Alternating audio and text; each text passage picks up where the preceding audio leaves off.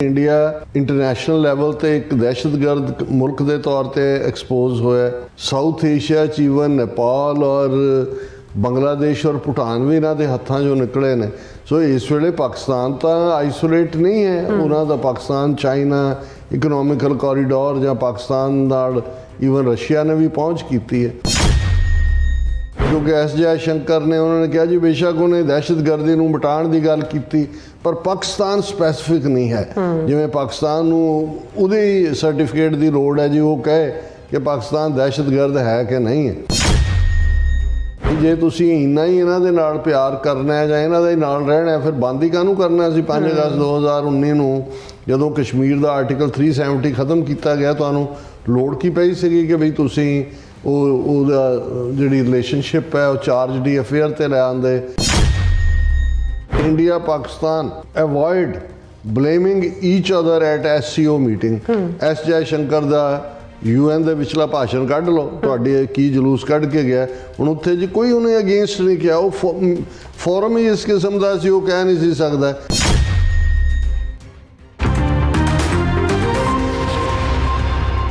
Viewers welcome back on program. So viewers गलबात करांगे कि भारतीय विदेश मंत्री एस जयशंकर SCO की कॉन्फ्रेंस में शामिल होने लिए इस्लामाबाद पहुंचे।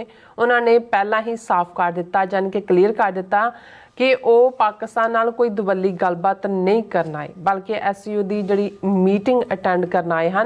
पर पाकिस्तानी मीडिया ते उन्हां दे जिहड़े अखौती एक्सपर्ट एस जयशंकर की मीटिंग यानी कि विजिट नूं लैके पुठियां छालां मार रहे हैं। सो इस बारे आपां गलबात करन जा रहे हैं। सो असीं चाहांगे कि तुसीं इस तरह बड़े रहना, देखण सुणन लई एंड लिखण लई तुहाडा सब दा बहुत बहुत शुक्रिया जी। राज साहब की कहना चाहोगे? देखो असीं बहुत वार पाकिस्तान के अंदरूनी मामलों दे विच कोई दखल अंदाजी वाली टिप्पणी नहीं करते, पर कई बार कुछ चीज़ां जदों बर्दाश्त तो बाहर हो जांदियां ने तो फिर ये लगता है कि भी नहीं, एक दोस्त हमदर्द और हमसाया मुल्क खालिस्तान का हमसाया पाकिस्तान होने के नाते साडा फर्ज है कि असीं उस दे उत्ते गलबात करिए।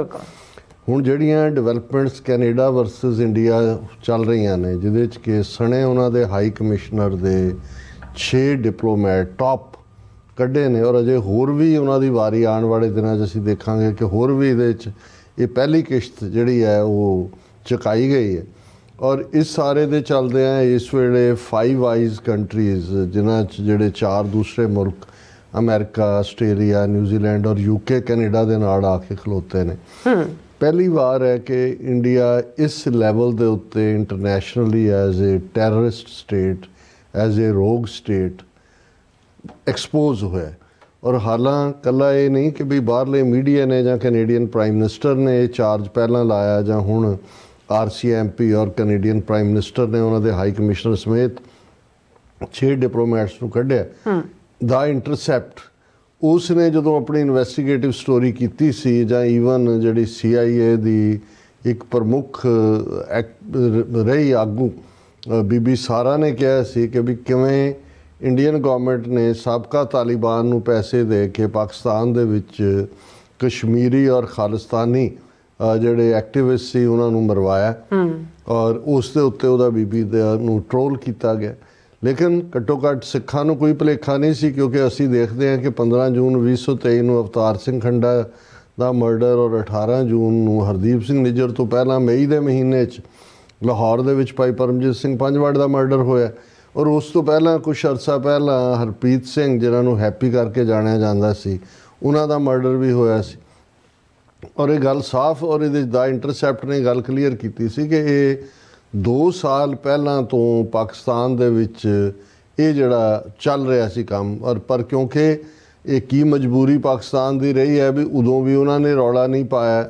परमजीत सिंह पंजवड़ का मर्डर भी चुपचाप, और ईवन कश्मीरी जिहड़े एक्टिविस्ट एक आज़ाद कश्मीर च रावलाकोट की मसीत च नमाज पढ़ते हैं, एक सियालकोट च, एक कराची च मारे गए।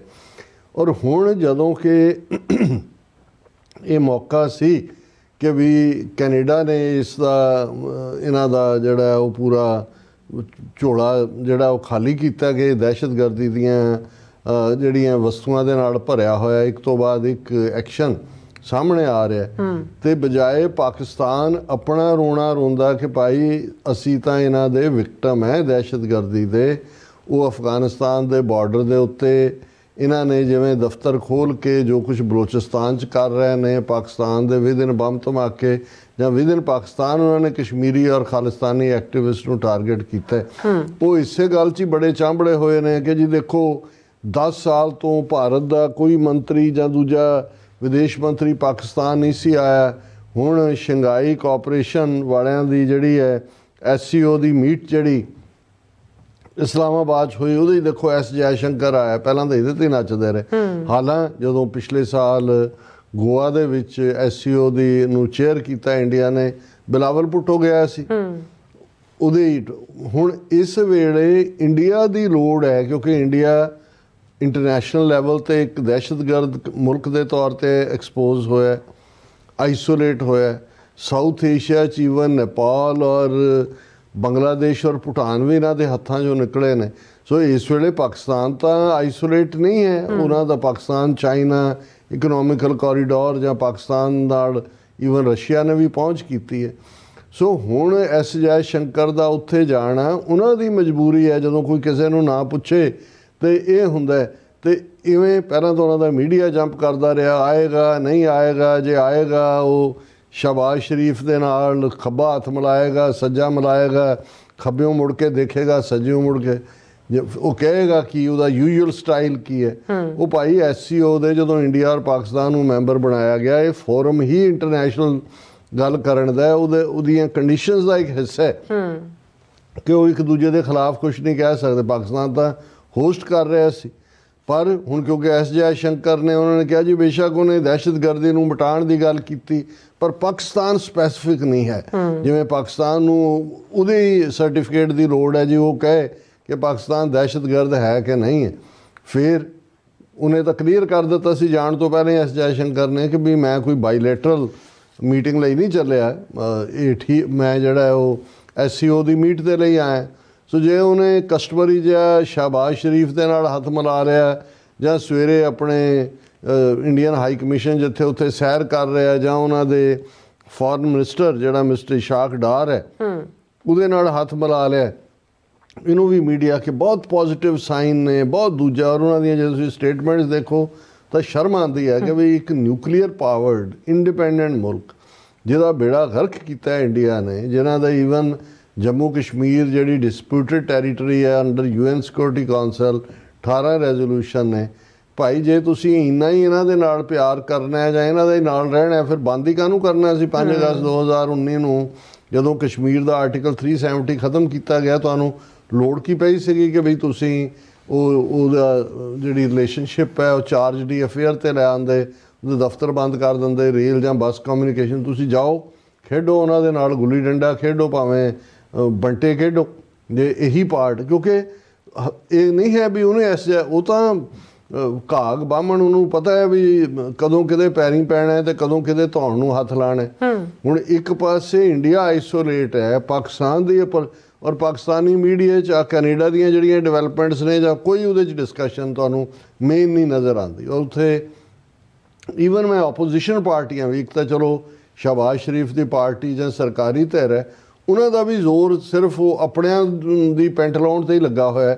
ਇਸ ਤੋਂ ਬਿਯੋਂਡ ਉਹਨਾਂ ਨੂੰ ਕੋਈ ਨਹੀਂ ਹੈ ਵੀ ਇੰਨੀ ਅਹਿਮੀਅਤ ਦੀ ਗੱਲ ਹੈ ਕਿ ਭਾਈ ਵੈਸਟਰਨ ਮੁਲਕ 5 ਵੱਡੇ ਮੁਲਕ ਸਣੇ ਆਸਟ੍ਰੇਲੀਅਨ ਕੰਟੀਨੈਂਟ ਆਸਟ੍ਰੇਲੀਆ ਦੇ, ਉਹ ਇੰਡੀਆ ਦੇ ਖਿਲਾਫ ਭੁਗਤ ਰਹੇ ਨੇ। ਔਰ ਦਹਿਸ਼ਤਗਰਦੀ ਦੇ ਮਾਮਲੇ 'ਚ ਤੁਸੀਂ ਆਪਣਾ ਫਾਈਲ ਕੱਢੋ, ਲਿਆ ਕੇ ਦਿਖਾਓ ਕਿ ਜੀ ਆਹ ਕੈਨੇਡਾ ਤਾਂ ਹੁਣ ਕਹਿੰਦਾ, ਅਸੀਂ ਤਾਂ ਪਹਿਲਾਂ ਤੋਂ ਹੀ ਕਹਿੰਦੇ।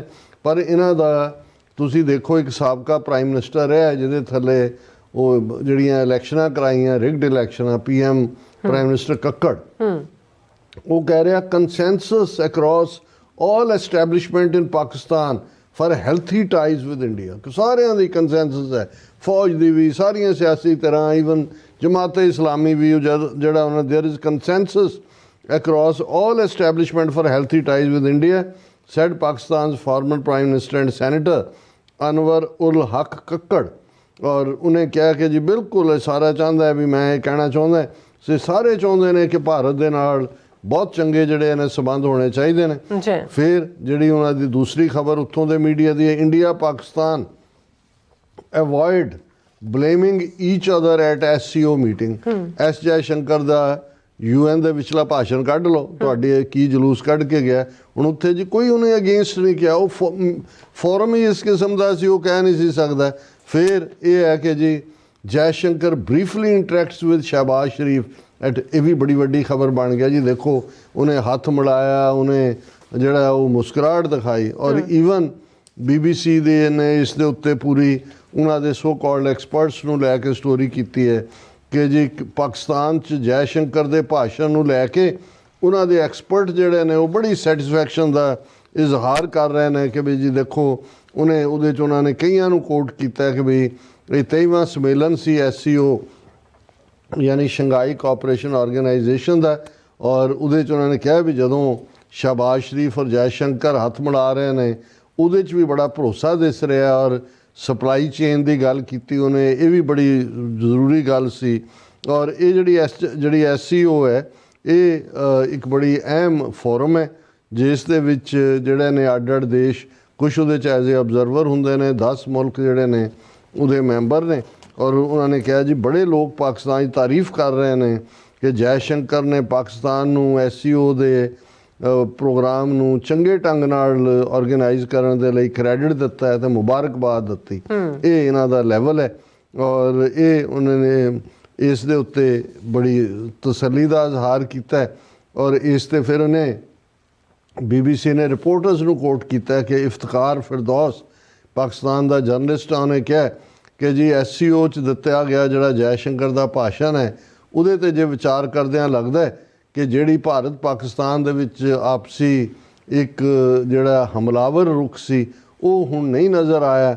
ਔਰ ਇਹ ਜਿਹੜਾ ਇਸ ਵੇਲੇ ਭਾਵੇਂ ਭਾਰਤ ਦਾ ਸਭ ਤੋਂ ਛੋਟਾ ਜਿਹੜਾ ਉਹ ਡੈਲੀਗੇਸ਼ਨ ਹੈ, ਸਿਰਫ 13 ਲੋਕ ਆਏ ਨੇ, ਲੇਕਿਨ ਇਸ ਸਭ ਦੇ ਬਾਵਜੂਦ ਐਸ ਜੈ ਸ਼ੰਕਰ ਨੇ ਪਾਕਿਸਤਾਨ ਨੂੰ ਮੁਬਾਰਕਬਾਦ ਦਿੱਤੀ ਚੰਗਾ ਆਯੋਜਨ ਕਰਨ ਲਈ। ਬਹੁਤ ਚੰਗੀ ਗੱਲ ਹੈ। ਇਸੇ ਤਰ੍ਹਾਂ ਇੱਕ ਹੋਰ ਉਹਨਾਂ ਦਾ ਕੋਈ ਜਰਨਲਿਸਟ ਹੈ ਵਹੀਦ ਮੁਰਾਦ, ਉਹਨਾਂ ਨੇ ਜਿਹੜੀ ਹੈ ਜੈ ਸ਼ੰਕਰ ਦੇ ਬੋਲਦਿਆਂ ਦੀ ਤਸਵੀਰ ਵੀ ਪੋਸਟ ਕੀਤੀ ਕਿ ਬਈ ਇਹ ਸਾਰੇ 'ਚ ਉਹਨਾਂ ਨੇ ਜਿਹੜਾ ਉਹ ਬਹੁਤ ਚੰਗੇ ਢੰਗ ਦੇ ਨਾਲ ਡੀਲ ਕੀਤਾ। ਫਿਰ ਮਲੀਆ ਲੋਦੀ ਨੇ ਸਮਾਂ TV ਦੇ ਨਾਲ ਜਿਹੜੀ ਗੱਲਬਾਤ ਕਰਦਿਆਂ ਕਿਹਾ ਕਿ ਭਾਰਤ ਦੇ ਵਿਦੇਸ਼ ਮੰਤਰੀ ਨੇ ਐਸਾ ਕੁਛ ਨਹੀਂ ਕਿਹਾ ਜੋ ਨਵਾਂ ਹੋਏ, ਉਹ ਪਹਿਲਾਂ ਵੀ ਇੱਦਾਂ ਦੀਆਂ ਗੱਲਾਂ ਕਰਦੇ ਨੇ, ਪਰ ਇਸ ਵਾਰ ਉਹਨਾਂ ਨੇ ਕੋਈ ਝਗੜੇ ਵਾਲੀ ਗੱਲ ਨਹੀਂ ਕਹੀ। ਉਹਨਾਂ ਨੇ ਆਤੰਕਵਾਦ ਦਾ ਮੁੱਦਾ ਉਠਾਇਆ ਲੇਕਿਨ ਪਾਕਿਸਤਾਨ ਦਾ ਨਾਂ ਨਹੀਂ ਲਿਆ। ਇਹਦੇ ਤੋਂ ਹੀ ਇਹ ਬੜਾ ਜਿਹੜਾ ਫਿਰ ਉਹਨੇ ਆਪ ਹੀ ਕਿਹਾ ਜੀ ਇੱਦਾਂ ਦੇ ਫੋਰਮ 'ਤੇ ਕੋਈ ਇਜਾਜ਼ਤ ਵੀ ਨਹੀਂ ਹੁੰਦੀ ਇਸ ਕਿਸਮ ਦਾ ਕਰਨ ਦੀ। ਹਾਲਾਂਕਿ ਨਿਊਜ਼ ਚੈਨਲ ਜਿਹੜਾ 24 ਹੈ ਉਹਨਾਂ ਦੇ ਵਿੱਚ ਜਿਹੜਾ ਇਹਨਾਂ ਦਾ ਪਹਿਲਾ ਡਿਪਲੋਮੈਟ ਹੈ ਮਸੂਦ ਖਾਲਦ, ਉਹਨੇ ਕਿਹਾ ਕਿ ਜੈ ਸ਼ੰਕਰ ਦਾ ਪਾਕਿਸਤਾਨ ਆਉਣਾ ਬਹੁਤ ਚੰਗਾ ਸਾਈਨ ਹੈ। ਇਸ 'ਤੇ ਜਿਹੜਾ ਅਸੀਂ ਵੈਲਕਮ ਵੀ ਕਰਦੇ ਹਾਂ, ਔਰ ਭਾਰਤ ਤੇ ਪਾਕਿਸਤਾਨ 2017 ਦੇ ਵਿੱਚ SCO ਦੇ ਮੈਂਬਰ ਬਣੇ ਸੀ, ਔਰ ਭਾਰਤ ਜਿਹੜਾ ਉਹਦਾ ਜੈ ਸ਼ੰਕਰ ਦਾ ਦੌਰਾ ਜਿਹੜਾ ਉਹ ਹੈ, ਪਰ ਇਹਨੂੰ ਇੰਨਾ ਹਾਈਪ ਨਹੀਂ ਕਰਨਾ ਚਾਹੀਦਾ, ਪਰ ਇਹ ਆਸ ਰੱਖਣੀ ਚਾਹੀਦੀ ਹੈ ਕਿ ਇਹਦੇ ਨਾਲ ਦੋਵਾਂ ਦੇਸ਼ਾਂ ਦੇ ਵਿਚਾਲੇ ਜਿਹੜੀ ਜੰਮੀ ਹੋਈ ਬਰਫ਼ ਹੈ ਉਹ ਪਿਘਲੇਗੀ। ਸੋ ਇਹਨੂੰ ਪੰਜਾਬੀ 'ਚ ਕਹਿੰਦੇ ਨੇ ਮੂਤਰ 'ਚੋਂ ਮੱਛੀਆਂ ਫੜਨਾ। ਇਹ ਜਿਹੜਾ ਮੈਨੂੰ ਇਹਨਾਂ ਦੇ ਮੀਡੀਆ ਦਾ ਔਰ ਐਕਸਪਰਟਸ ਜਿਹੜੇ ਨੇ ਇਹ ਮੂਤ 'ਚੋਂ ਮੱਛੀਆਂ ਫੜ ਰਹੇ ਨੇ। ਜੀ ਰਾਸਾ ਬਿਲਕੁਲ। ਸੋ ਥੱਲੇ ਨਾ ਬ੍ਰੇਕ ਵਿਊਅਰਸ ਤੁਸੀਂ ਕਿਤੇ ਨਹੀਂ ਜਾਣਾ, ਮਿਲਦੇ ਆਫਟਰ ਦਿਸ ਸ਼ਾਰਟ ਬ੍ਰੇਕ।